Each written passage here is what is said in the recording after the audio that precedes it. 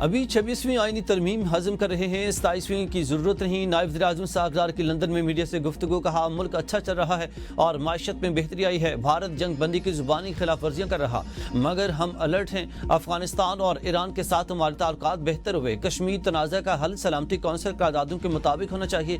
پاکستان امن پسند ملک ہے، ہمسایہ ممالک سے پیار محبت سے رہنا چاہتے ہیں۔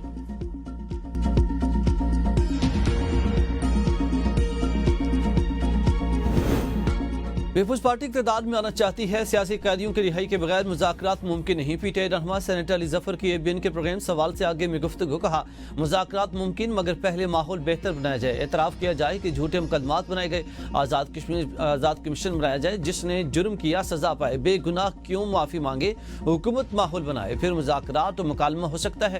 یہ نہیں ہو سکتا کہ ایک طرف سختیاں ہوں اور دوسری طرف مذاکرات۔ ڈائیلاگ کے لیے اعتماد سازی اور سیاسی قیدیوں کی رہائی ضروری ہے، حل نکالنا صرف سیاستدانوں کے ہاتھ میں ہے۔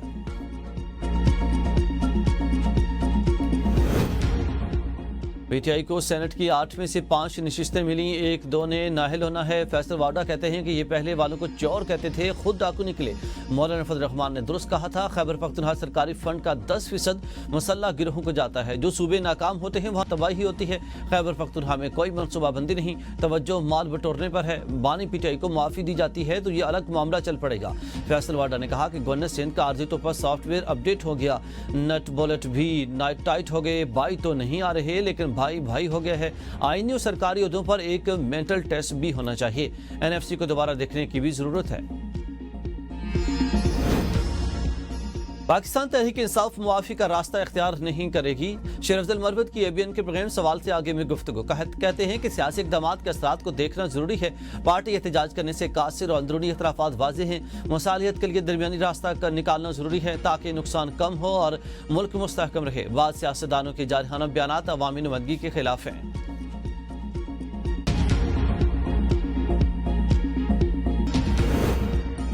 پروفیسر دہشت گرد بن جائے تو کیا گلے میں ہار ڈالا جائے؟ وزیر اعلیٰ بلوچستان سرفراز بگٹی کی پریس کانفرنس، کہا ڈاکٹر عثمان قاضی خواتین کو دہشت گردی کے لیے ہتھیار فراہم کرتا تھا، منظم انداز میں پاکستان کو توڑنے کی سازش کی جا رہی ہے۔ بلوچستان میں دہشت گردی کو پسماندگی اور محرومی سے جوڑا جاتا ہے۔ اسکالرشپس پر پڑھ کر لیکچرار بننے والا دہشت گردوں کا سہولت کار بن گیا، اس کی اہلیہ بھی ٹیچر جبکہ والدہ پینشن لیتی ہیں۔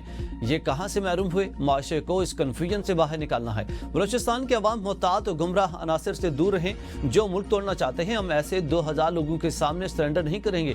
دہشت گردوں سے کوئی رعایت نہیں ہوگی، ان کے ساتھ آہنی ہاتھوں سے نمٹیں گے۔ کوئی جبری لاپتہ نہیں۔ اس معاملے کو ریاست کے خلاف پروپیگنڈے کے لیے استعمال کیا جا رہا ہے۔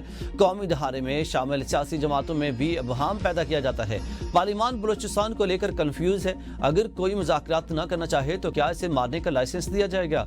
جو لوگ ریاست کے خلاف ہیں ان کے خلاف علیحدہ قوانین ہونے چاہئیں۔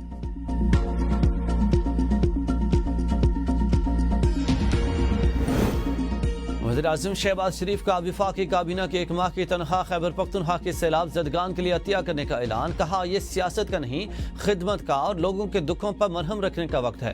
وفاقی حکومت جام بحق افراد متاثرین کو وزیر اعظم پیکج کے تحت بھی امدادی رقم دے گی۔ امدادی اشیاء کی تقسیم و بحالی کے آپریشن کی نگرانی وزیر امور کشمیر اور گلگت بلتستان کریں گے۔ بجلی، پانی، سڑکوں اور دیگر سہولیات کی بحالی کی نگرانی متعلقہ وفاقی وزراء خود کریں گے۔ تمام متعلقہ وزراء خیبر پختونخوا، آزاد کشمیر اور گلگت بلتستان خود جائیں۔ امداد کے لیے راستے کھولنا پہلی ترجیح رکھا جائے۔ NDM میں فوری طور پر نقصانات کا حتمی جائزہ پیش کریں۔